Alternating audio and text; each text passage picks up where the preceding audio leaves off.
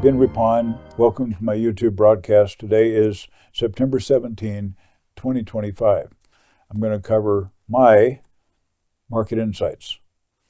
The first one is a dashboard. You haven't seen many like this. Look at the green. It's all green. The market is going up, and there are those who are sitting back because they're concerned about it. I understand that feeling.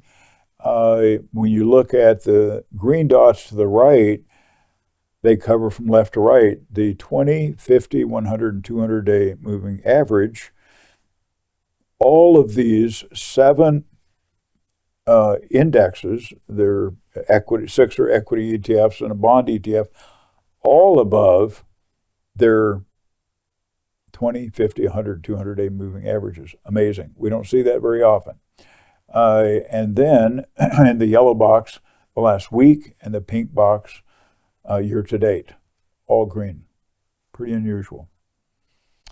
In the sectors, so you take the S&P 500 and you break that down to the sectors inside of that, the industry sectors, and there are 11 of them. And the yellow box again shows last week, mixed. Some up, some down, mostly up. And year to date, all of them are positive, going from a 19% rate of return, not an annualized, but an actual rate of return, all the way down to 0.33, but all positive. On the far right, again, you see the 20, 50, 100, and 200-day moving averages. Where are they relative to that? Consumer staples is below all 4 moving averages. That's interesting. And healthcare is below its 200-day moving average. Here's the S&P 500 for the last 3 years. So from the lower left to the upper right, not a straight line. I put a black arrow, but the S&P is not a straight line. It primarily had a couple of dips. One earlier this year, you can see that toward the right of the screen, but mostly just going in an upward direction and still going up, even including today that I'm recording this. I put it on a candlestick chart basis, and I put the black arrow showing a 3-year period and a red arrow showing the shorter period of time since early April. It's not correcting. It's not coming down. It just keeps on going up, and you see that from the very end of it.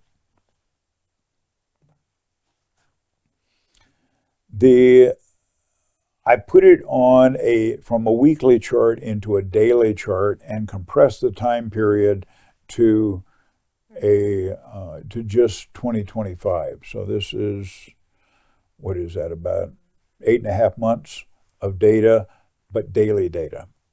So the black arrow shows from the bottom of the correction in late March, early April to present, and it just keeps on going. And it from a moving average standpoint, daily moving average, it's still up and going up, above the moving average. And any dip down to the moving average, it turned around and went back up. Pretty interesting. A strong market, very positive. Then I put this on a relative strength. I take the NASDAQ 100 numerator and the S&P 500 denominator, span it on a weekly basis over a 3-year period, and it looks like this. So if you took the last couple of years, it's gone sideways mostly, up and down, up and down. Prior to that, during the first year or so, it mostly went up. But since that time, flat. The S&P 500 has growth stocks in it and value stocks. This is the growth compared to, on a relative strength basis, the value. The SPY-G is an ETF that includes the growth stocks numerator divided by SPY-V value stocks ETF. This, at the very end of this, you can see the move up at the very far upper right, and that shows the degree to which growth stocks are in favor. They have been more in favor than value, but when this goes down, that there are periods where it does go down. Those are periods where value outperforms growth. This looks at it another way. This takes the S&P 500 numerator and divides it by the small cap, IWM, the small cap, Russell 2000 small cap index. So we see large cap versus small cap. It's again the same thing. It's gone up and down, up and down. When it goes down, that favors small cap. When it goes up, it favors large cap. At the very far right, you see a little tick up. That shows that last week, large cap was in favor. Bonds, I use TLT, the long-term government bond, to illustrate this. Now, TLT moves up faster than the other bonds typically, and it moves down faster when it's going down. So sometimes people use a short-term bond or more likely an intermediate-term bond, but in this case, I use the long-term because it's had a better rate of return or performance over time than the others. I looked at it two different ways.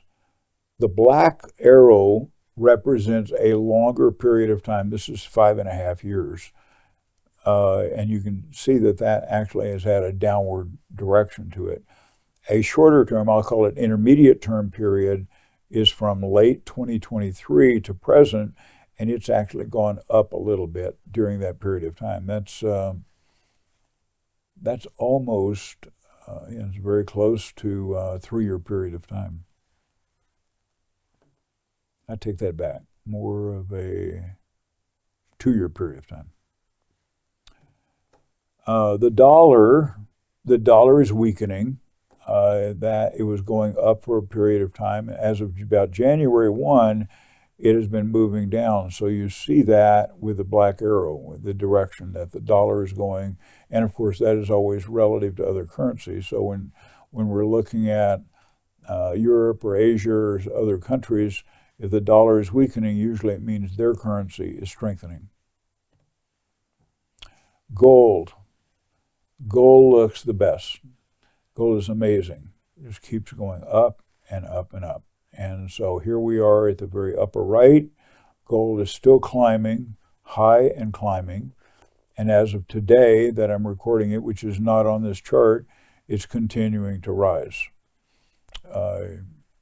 Silver, same thing, except silver's a rockier ride. It tends to go up and down more erratically than gold does. But now, you can see on the upper right, now it is climbing rapidly and doing very, very well.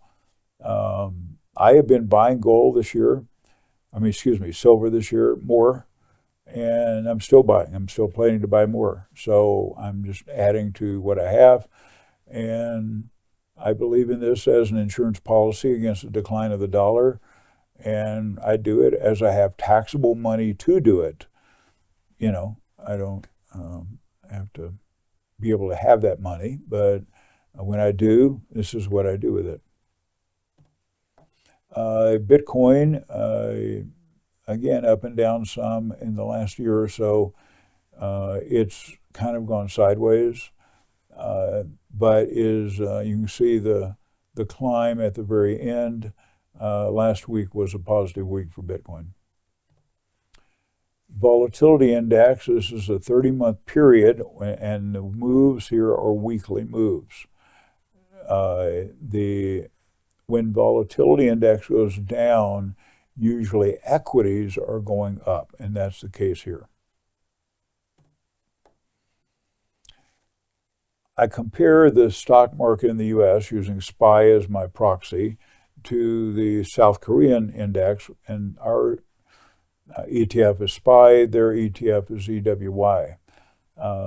But SPY, the S&P 500, has declined, and you see the drop at the very end continuing to drop against foreign currencies. In this case, I'm using South Korea. Gold and silver. Gold, you saw the chart. Gold went up last week 1.1%, up to $36.41 per ounce. $3,641. Interesting. From the previous week. Silver went up 2% from the previous week, up to $42.09 per ounce. $42 an ounce. Wow. It wasn't long ago when it was in the 20s, and I remember 30 and all that. Now $42. The gold-silver ratio is still about 87 to 1.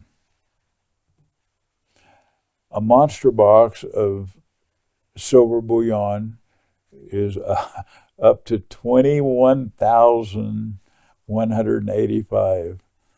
Was it a year ago? Something? I mean, not long ago, when it was 11 or 12,000 a box. And I restrained myself from saying this is a good price to buy it, because I try to not do that. But yeah, 21,185. And selling for $42.37 per ounce, including the markup. And the markup is 28 cents per ounce. Okay, if you have questions or comments, leave them in the comment section below.